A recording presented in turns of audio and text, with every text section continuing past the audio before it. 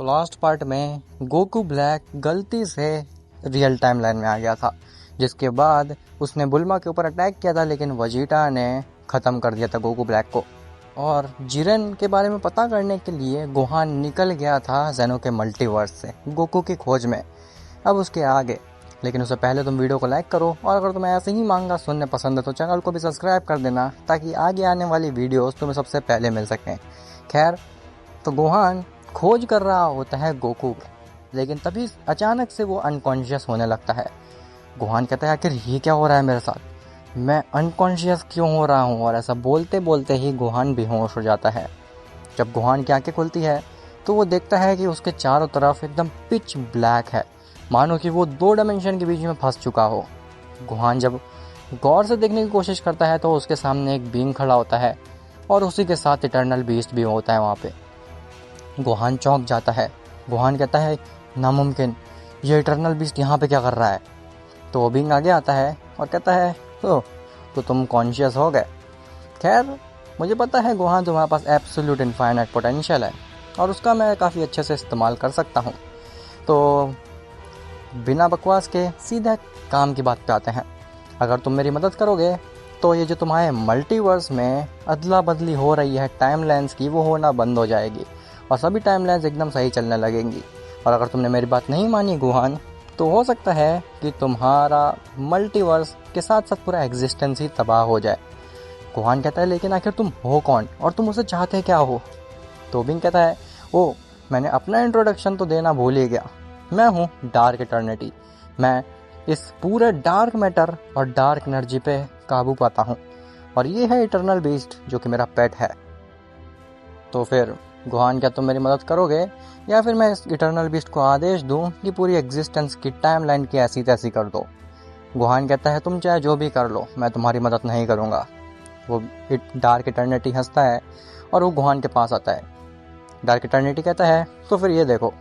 Dark eternity एक hologram दिखाता है, जिसमें कि गोकू, गोहान और इटर्निटी ये तीनों ही मरे पड़े होते हैं। गोहान चौंकता है और वो कहता है आखिर ये क्या है। तो इटर्निटी बताता है कि ये तुम्हारा फ्यूचर है। अगर तुम मेरी बात नहीं मानोगे गोहान, तो फिर तुम्हारा अंत कुछ ऐसा होने वाला है।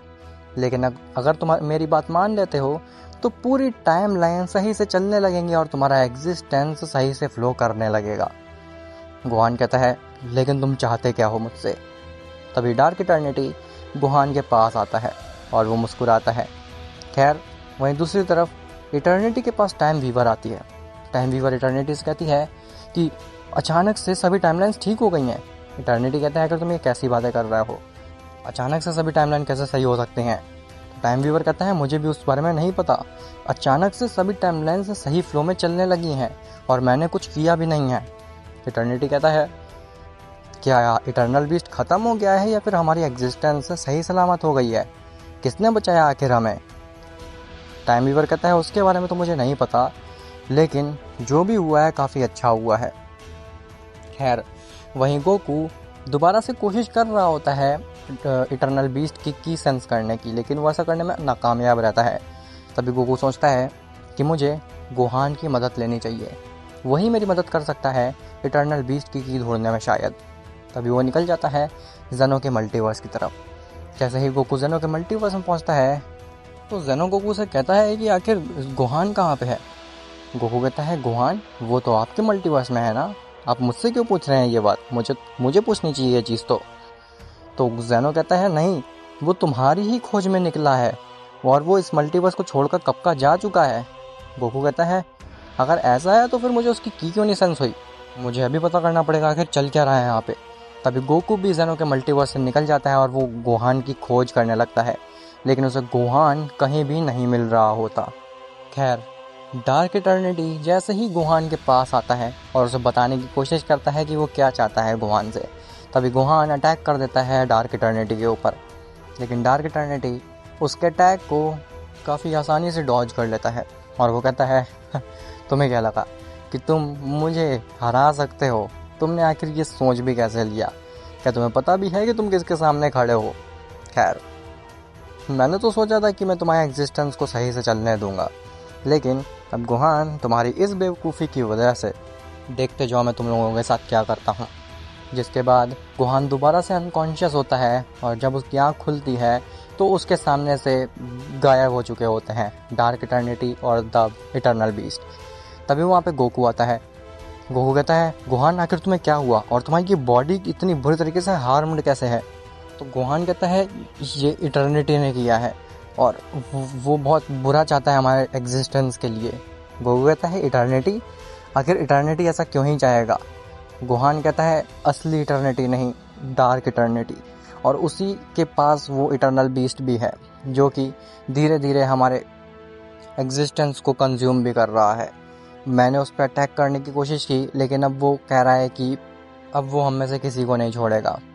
गोकू कहता है, तुम उसकी चिंता बिल्कुल मत करो गोहान, मैं तुम्हें बचाऊंगा और इस पूरे एग्जिस्टेंस को मैं अकेले ही बचा लूँगा।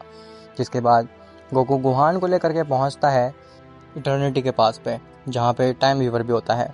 इटर्निटी गोहान को देखता है और वो कहता है, आखिर इसे क्या हुआ? ये इतनी बुरी हालत किसने कर दी गोहान की?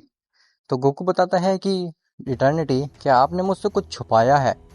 इटर्निटी के पसीने आता है और वो कहता है, नहीं गोकू, आखिर मैं तुमसे क्या ही छुपा सकता हूँ, हम लोगों का साथ ही में जन्म हुआ था। तो गोकू कहता है, नहीं, आप मुझसे कुछ छुपा रहे हैं।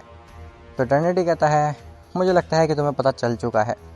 हाँ, तो मैं तुमसे एक चीज़ छुपा रहा था, वो ये है कि हम लोग एग्जिस्टेंस के साथ पैदा तो हुए थे लेकिन हमारे साथ एक और चीज़ पैदा हुई थी जो कि डार्क एनर्जी और डार्क मैटर को कंट्रोल करती है। हम लोग केवल पॉजिटिव मैटर को कंट्रोल कर सकते हैं और वो जो बीइंग डार्क मैटर और डार्क एनर्जी के ऊपर कंट्रोल करता है वो है डार्क इटर्निटी। गोकू कहता है, लेकिन आपने ये बात मुझे पहले क्यों नहीं बताई? अगर आपने मुझे ये बात पहले बताई होती तो हो सकता था हम उसको पहले ही रोक देते। इटर्निटी कहता है, तुम ऐसे कैसे ही रोक लो गोकू, वो हमारी तरह इस आर्म से एग्जिस्टेंस में नहीं रहता है, वो इस एग्जिस्टेंस के भी परे रहता है जहाँ पे पहुँच पाना एकदम ही नामुमकिन है। जब तक वो नहीं चाहता तब तक हम उसके पास भी नहीं पहुँच सकते हैं। और क्या तुम इसकी बॉडी की हालत देख रहे हो? गोहान की केवल वहाँ जाने से ही इतनी बुरी हालत हो गई है। गोहान कहता है, हाँ, जब मैं डार्क इटर्निटी के पास था तो ऐसा लग रहा था जैसे मेरी एनर्जी कोई चूस रहा है और मेरी बॉडी बहुत ही ज़्यादा कमज़ोर हो गई थी, इसीलिए मैं उस डार्क इटर्निटी के ऊपर अच्छे से हमला भी नहीं कर पाया। गोकू कहता है, लेकिन कुछ तो तरीका होगा इटर्निटी उसके पास पहुंचने का, वरना हम उसे रोकेंगे कैसे? तो इटर्निटी कहता है, अगर उसके पास इटर्नल बीस्ट आ चुका है तो हम उसे बिल्कुल भी नहीं रोक सकते हैं। अब उसे रोकना एकदम ही नामुमकिन है गोकू, हमें हार माननी ही पड़ेगी और उसकी जो भी डिमांड है वो पूरी करनी ही होगी। गोकू खड़ा होता है और कहता है कि नहीं, मैं इस पूरे एग्जिस्टेंस को बचाऊंगा और उस डार्क इटर्निटी को भी ख़त्म करूंगा, फिर चाहे मुझे अपनी जान ही क्यों ना देनी पड़े। ऐसा बोल करके गोकू वहाँ से गायब हो जाता है। गोहान इटर्निटी से कहता है कि मैं आपको एक बात बताना भूल ही गया। इटर्निटी कहता है, आखिर कैसी बात? तो गोहान बताता है कि जिरन, जो कि हमारे मल्टीवर्स का एक मॉर्टल है, उसके पास डार्क एनर्जी है और मुझे नहीं समझ में आ रहा कि आखिर एक आम सा मॉर्टल डार्क एनर्जी को कैसे पोजेस किए हुए है। क्या आप पता लगा सकते हैं कि उसको वो डार्क एनर्जी किसने दी है और आखिर उसकी बॉडी वो हैंडल ही कैसे कर पा रही है? तो इटर्निटी कहता है, एक मॉर्टल के पास डार्क एनर्जी? असंभव, ऐसा हो ही नहीं सकता है। या तो डेफिनेटली वो कोई बहरूपिया है या फिर जिरन के ऊपर डार्क इटर्निटी का हाथ है। और अगर ऐसा है तो गोहान, तुम्हें जल्द से जल्द जा करके उस जिरन को रोकना होगा, नहीं तो वो कुछ भी बुरा कर सकता है तुम्हारे मल्टीवर्स के साथ में, क्योंकि उस डार्क एनर्जी के साथ उसे रोक पाना एकदम ही नामुमकिन हो जाएगा। ना ही उसे ज़नो रोक पाएगा और ना ही कोई डिस्ट्रॉयर। गोहान कहता है, अब बिल्कुल चिंता मत करिए, मैं अभी जाता हूँ और उस जिरन को उसकी औकात दिखा देता हूँ। ऐसा बोल करके गोहान भी वहाँ से चला जाता है। खैर, गोहान ज़नो के मल्टीवर्स में पहुँचता है। ज़नो कहता है, गोहान, आखिर ये तुम्हारी बॉडी को क्या हुआ? तुम इतने ज़्यादा हार्म्ड कैसे हो गए हो? तो गोहान कहता है कि लॉर्ड ज़नो, वो बहुत बड़ी बात है, मैं वो आपको अभी नहीं बता सकता। क्या आप मुझे ये बताएं, आखिर जिरन कहाँ पे है? क्या वो यूनिवर्स 11 में ही है या फिर वो अपनी कुछ अलग चाल चल चुका है? ज़नो कहता है, मैंने उस पर नज़र ही नहीं रखी जब से तुम यहाँ से गए हो, मुझे कुछ भी आइडिया नहीं है आखिर जिरन कहाँ पे है। गोहान, तुम्हें ये फिगर आउट करना पड़ेगा आखिर वो कहाँ पे है और उसे रोकना होगा अगर वो कुछ गलत कर रहा है तो। गोहान कहता है, आप बिल्कुल चिंता मत करिए, जब तक मैं इस मल्टीवर्स में हूँ इस मल्टीवर्स को कोई हाथ भी नहीं लगा सकता, चाहे वो इस मल्टीवर्स का ही मॉडल क्यों ना हो। ऐसा बोल करके गोहान निकल जाता है यूनिवर्स 11 की तरफ, जहाँ पे वो जिरन को खोजने की कोशिश करता है। तभी ज़ेनो ग्रैंड प्रिस्ट से कहता है कि ग्रैंड प्रिस्ट, मुझे लगता है कि गोहान अकेले उसे नहीं संभाल सकता है, तो तुम जाओ और जा कर के ब्रोली और वजीटा को भी लेकर के आओ, ताकि वो असिस्ट कर सके गोहान को उस जिरन को रोकने के लिए, क्योंकि अगर उसके पास डार्क एनर्जी सच में है तो फिर उसे गोहान अकेले नहीं रोक पाएगा। ग्रैंड प्रिस्ट कहता है जैसा आप कहें लॉर्ड ज़ेनो। ऐसा बोल करके ग्रैंड प्रिस्ट निकल जाता है यूनिवर्स 7 की तरफ। ग्रैंड प्रिस्ट वजीटा और ब्रोली के पास पहुंचता है और ग्रैंड प्रिस्ट ब्रोली वजीटा से कहता है कि तुम लोगों से मुझे बहुत ज़रूरी काम है, चलो तुम लोगों को लॉर्ड ज़ेनो ने बुलाया है।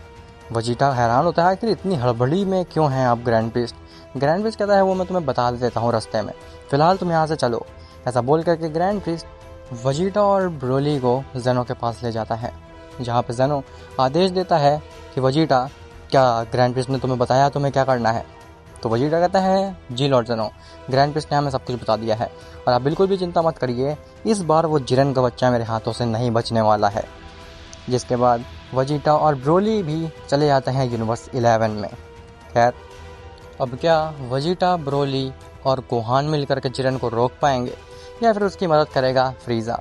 और आखिर गोकू कहाँ पे चला गया है? क्या उसके पास कोई स्पेशल वेपन है या फिर कोई ऐसी चीज़ है जिससे कि वो डार्क इटर्निटी को रोक सकता है या फिर चैलेंज भी दे सकता है? ये सब तुम्हें पता चलेगा नेक्स्ट पार्ट में।